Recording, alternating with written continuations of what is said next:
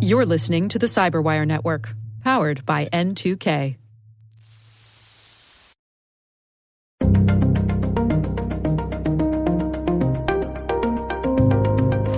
It's your first time being around?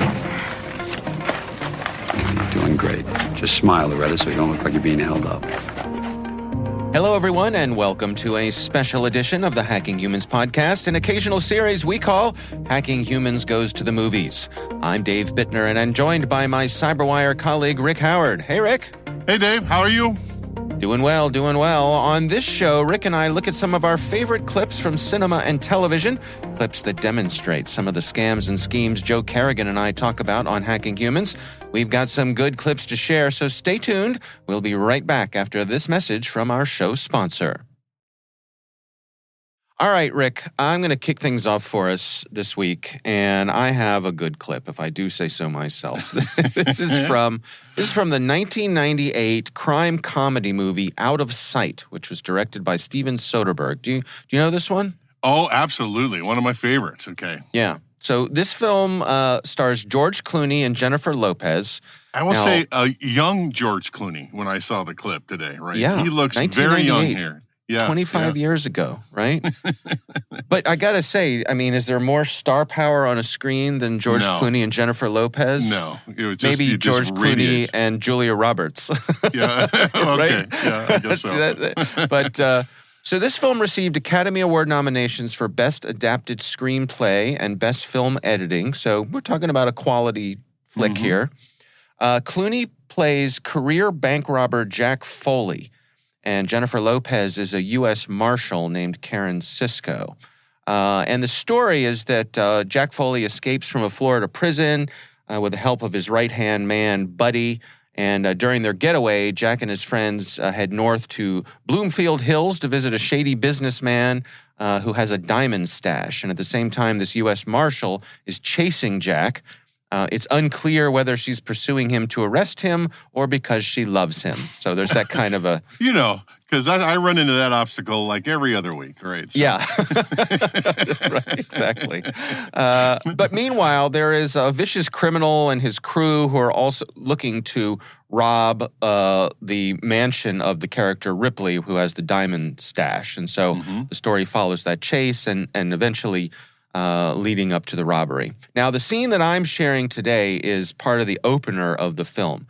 We see Clooney. He's in the lobby of a bank, and this is a fairly big bank. I would say this is one of those big city bank lobbies. High ceilings, lots of room, really airy, has a feeling of permanence, right? Yeah, there are tellers you feel like lots of money is stuffed somewhere behind the vault somewhere. Yeah. Right, something right. Like you that. know, marble walls, wood, all that good stuff, people in suits. So the tellers are off to one side, and when the scene opens, Clooney is standing at that little desk that most banks have where you can get your deposit slips or fill out any paperwork you need to do before you visit the teller. And he's sort of nervously playing with a Zippo lighter. I know, that was annoying me, too. It's like, what is he doing? Okay, surely that was drawing attention. That's what I was thinking, but, Yeah. I mean, I think it's a nervous tick. Yeah. But so you'll hear that in the scene. That's what the sort of the clicky, clinking kind of sound is. Other things to know before we start this, there's a bank executive's desk on the floor of the lobby. And as the scene opens, Clooney is watching that executive who's having a meeting with another businessman. Who's sitting across from the desk and has a briefcase sitting on the floor next to him, and the briefcase is open. So Clooney, go ahead. Yeah, and I think we want to make it clear that Clooney doesn't know that guy at all. He just happened to notice the situation. Right. And so Clooney watches these two men doing their business for a beat, and then he heads up to the counter and engages one of the tellers. So let's check out the clip. There's that annoying sound. Playing with the lighter, watching the two men doing business. Boy, there's Clooney's that young handsome. face. Yes, he is. Yes, he is. He is a handsome man. So he heads over to the tellers. It's like it may be the mid-afternoon. The bank's not terribly crowded. Doesn't seem like they're dealing with a lunchtime rush. And he steps up to engage with the teller. How can I help you, sir? Loretta, you see the man talking to your bank manager has his case open? Oh, that's Mr. Gwendon, one of our assistant managers. Our manager is Mr. Schoen, but he's not in today. But you see the man with the briefcase? Yes? That's my partner. He has a gun in there. If you don't do exactly what I tell you, or if you give me any kind of a problem at all, I'm going to look over at my partner, and he's going to shoot your Mr. Gwendon between the eyes. Ruh-roh. That can't be good. And then he gives her that smile. Oh, my. And you take one of those big envelopes and put as many hundreds, 50s, and 20s as you can pack into it. Nothing with bank straps or rubber bands. I don't want any die packs. I don't want any bait money. Start with the second drawer and then the one over there underneath the money counter. Okay. It's okay. Come on, Loretta. The key's right there next to you. There you go. And he just looks at her like this is all a normal 9-to-5 kind of thing that tellers do every day. Mm-hmm. He's taking the money out of the drawer. Is it your first time being around? You're doing great. Just smile, Loretta, so you don't look like you're being held up. You got a very pretty smile. The 20s, give me the 20s. I'll take those. There you go. You put those in my pocket. There you go. I had to give my partner a sign. Now, that's good. Now he's going to wait 30 seconds until I'm out of the building. Make sure you haven't set off the alarm. If you have, he's going to shoot you, Mr. Gwendon, between the eyes. Okay? I think that'll do it, Loretta. Thank you. Have a nice day. You too. She says you too. He heads over to the desk with the two businessmen. Hey. She's cute, isn't she? Yeah, she seems very nice. Of course, they have no idea who he is. Of course not, yeah. Oh, my.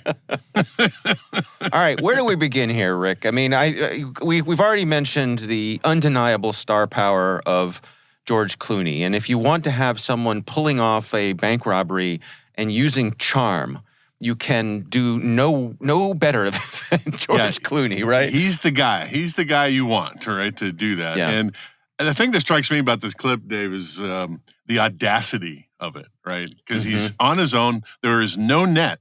If anything goes wrong, he's caught, right? But here he is. Right.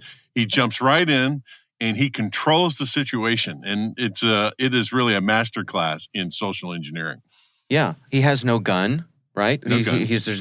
There is no physical threat to the teller. In fact, the physical threat is to her coworker on the other side of the bank lobby, Which isn't real, right? It's Right, not, right. There's no gun there either, right? So No. And the whole time he's smiling at her. He is cool as a cucumber. He manages to put her at ease, right? A couple of times, right? Because you could see she's about ready to spin out of control, and he calms her down, right? So nice work. And then he tells her to have a nice day, and she says, "You too." Just a nice little button on the end there. Well, it's just really straightforward social engineering. It's the boldness of walking into a place like you own the place and nobody questioning that. The only thing I can see that's wrong with the scam is that he is there. First, I think we mentioned he's dressed to the nines, right? He's got a fantastic suit, but he is not covering at all. So if there are any cameras, he's totally nailed. Am I wrong about that? Or No. You're right. He's on a bunch of cameras. Especially in that place. Right. Yeah, and I don't know what the whole plan would be here, but he is a bank robber, so he's done this before. Exactly. And he's just escaped from prison, so his photos are going to be everywhere. So I guess this is just running cash. He's not going to stick around town, I'm guessing. So No. And Yeah. I mean, let's say he gets, I don't know, 10 grand or something like that out of this. Yeah. Maybe that's enough to, head south and start a new life for himself, having just gotten out of prison. Maybe that's the plan. Audacity. That's what I'm going to. Right? Yeah. Audacity. Of course, it doesn't work out, and the rest of the movie goes from here. Goes south. Yeah, in a hurry. All right. Well, again, that is from the movie Out of Sight. Definitely worth checking out, if for no other reason than the star power of George Clooney making its way through the screen. That's my clip this time. What do you have for us, Rick? So my clip this week is from one of my all-time favorite heist movies, Dave. It's 1999's The Thomas Crown Affair. Have you watched this one before? Mm-hmm. Oh, yeah. So it's directed by John McTiernan, and he's most known for The Predator and Die Hard and The Hunt for Red October. And it stars Pierce Brosnan in the middle of his James Bond run, and Rene Russo, probably best known for the Lethal Weapons movies and Get Shorty, and my personal favorite, she plays Thor's mom in the Marvel Cinematic Universe. So she's got that going for her. Right. So Brosnan plays a self-made millionaire, Thomas Crown, who is bored with his success, and to keep himself amused, he steals priceless masterpieces of art. And in this opening scene, he is stealing a Claude Monet from the Metropolitan Museum of Art in New York City. And we have background music here from the famous Bill Conti, who's responsible for the soundtracks of all the Rocky movies and countless Academy Award shows.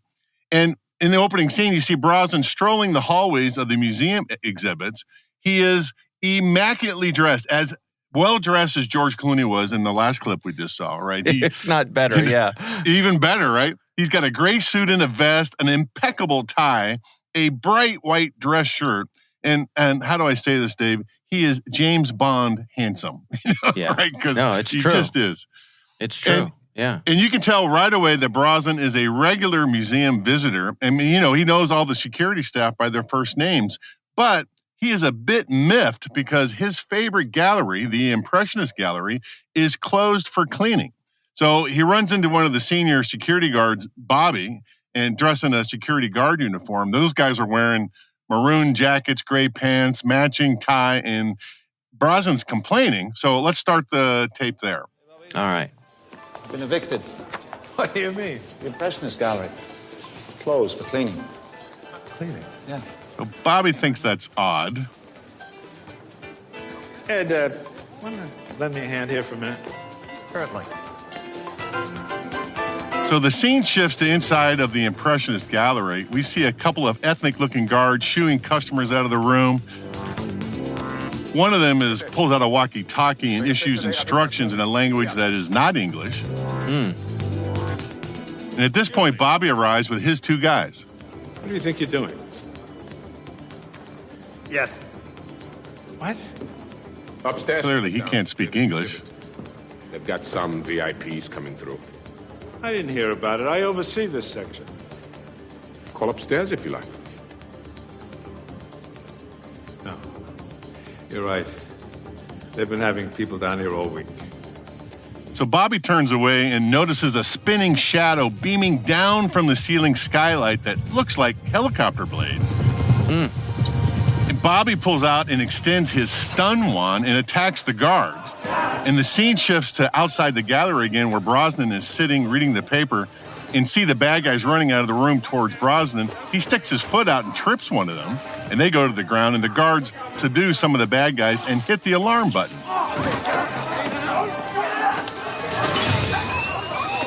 So now steel-reinforced doors start to close from the ceiling, and this is Brosnan's moment. As the crowd and the guards are busy, Brosnan drops to his knees and rolls into the gallery before the steel gate hits the floor. Now he's in the gallery by himself. He jogs into the room where the Monet is hanging on the wall, puts on rubber gloves, yanks the painting off the wall, pulls the canvas out of the frame, and grabs his briefcase that he had stashed under the bench before the chaos. Right? The case is perfectly designed to contain the exact proportions of the canvas, and he sprints back to the steel gate, and we notice that it hasn't closed all the way. It is stuck at about knee level to Brosnan. Brosnan rolls through the gate again, and the camera notices another briefcase wedged into the opening between the floor and steel gate. Brosnan stands up and casually walks out of the museum with his briefcase in hand, the case that contains the Monet. Meanwhile, the guards round up all the remaining bad guys.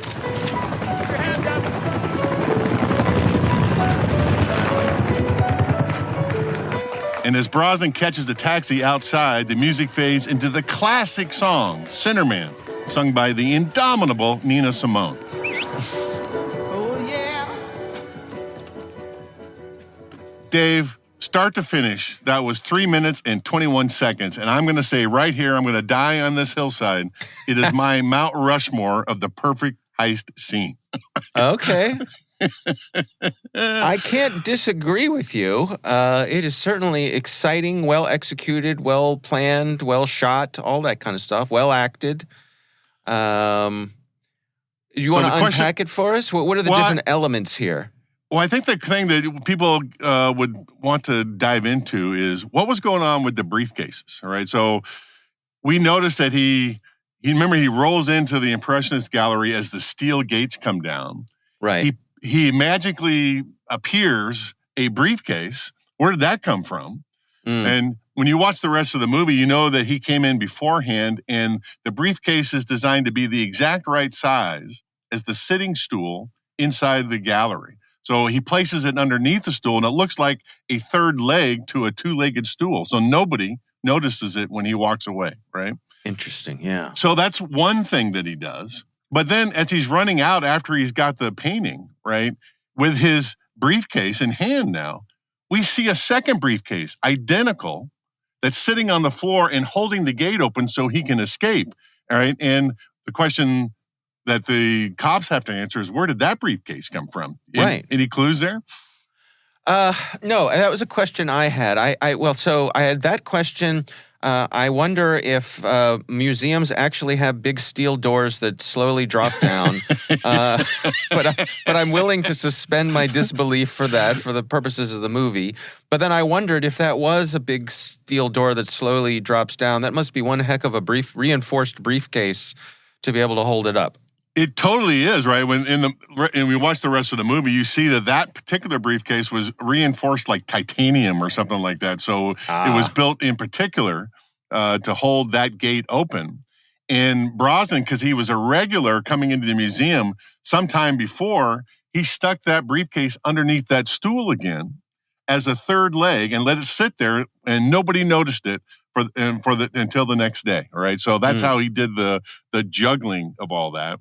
And you were talking about, is that a real thing or not? Remember when Bobby pulls out his shocking wand and hits the guards? Right. That's a completely made up thing they made up for the movie. I had to look that up. So the other thing I wonder is just sort of the setup for this, like, because Pierce Brosnan's character is pulling all the strings here, right? Mm-hmm. So are the fake guards and the helicopter all just misdirection? They're folks that he hired? Yeah, that's exactly what it is. It's completely misdirection that he funded. He financed that heist knowing that he wanted them to fail, all right, and knew exactly how to make them fail, when he was involved with it, right? And so he paid for that whole thing just so he can run out with the Monet on his own. So it's a double cross. It is. It is a fantastic movie. It is and that's just the heist scene. The rest of the movie is a cat and mouse as Rene Rousseau, who plays an insurance agent, tries to track him down and learn that he really was the burglar and not somebody else. Yeah. I sure do like Pierce Brosnan. I've been a fan of his ever since the Remington Steele days. Do you remember that show? Yeah, and I was excited when he was the James Bond, right?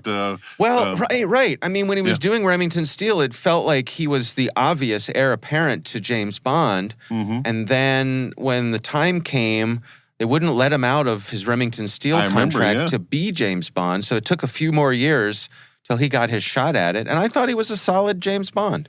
He was my favorite James Bond until Daniel Craig came along, all right? And then he took him off the board for me. But he was my James Bond out of all of them. Yeah, he sure looks the part.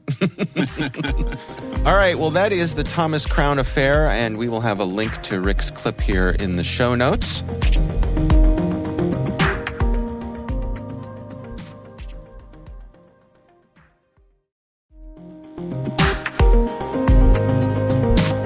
That is our show. The Hacking Humans podcast is proudly produced in Maryland at the startup studios of Data Tribe, where they're co-building the next generation of cybersecurity teams and technologies. Our senior producer is Jennifer Iben. Our executive editor is Peter Kilpe. I'm Dave Bittner. And And I'm Rick Howard. Thanks for listening.